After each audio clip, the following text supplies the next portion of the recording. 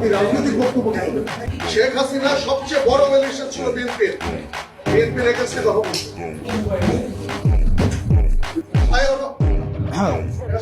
চাঁদাবাজ এর বিরুদ্ধে সবসময় আমাদের কথা বলতে হবে। যারা চাঁদাবাজ, যারা মামলাবাজ, যতই বিশেষ করে এটা তো শালীনতা হইলো না। আমরা তো আপনাদের কাছ থেকে শালীনতা, ভদ্রতা, একজন কথা বললে আরেকজন কথা বলতে হয় না, এই ভদ্রতাটাই আপনারা শিখেন। গণতন্ত্র মানে এটা না যে সবসময় শুধুমাত্র আপনার প্রিয় কথা আপনার সামনে বলা হবে, আপনার প্রিয় মানুষের সবসময় স্তুতি গাওয়া হবে, এটা জুলাই না। আসলে আমাদের এই বসে আসা কথা বলতে হয়, আমার লজ্জা লাগে আসলে। মানে আমাদের বাপদাদারা বলতো না, তোর ঘরে আমি হইছি না, আমার ঘরে তুই হয়েছিস।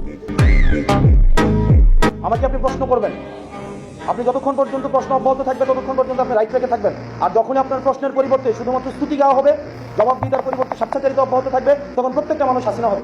হাসিনা তো ব্যক্তি না, হাসিনা একটা আইডিয়া। হাসিনা কি স্তুতি ছাড়া, এখানে প্রশংসা ছাড়া কিছুই বলা যেত না। প্রেস কনফারেন্সগুলো কি হইতো, প্রত্যেকটা প্রশ্ন করা হয়তো খুশি করার জন্য, এবং একটা প্রশ্নের বিনিময়ে একটা দেশের অ্যাম্বাসি ডিজি। আপনি রাজনীতির ঊর্ধ্বে কি? আপনাদের ডিজি যখন বসাইছে আমি দেখছি না যে অফিস করতে দিচ্ছেন, আপনারা দেন নাই, তখন রাজনীতি যে আপনারা ডিল করছেন। কোন জিনিসটা রাজনীতির ঊর্ধ্বে? হসপিটালগুলো অধপতন কেন?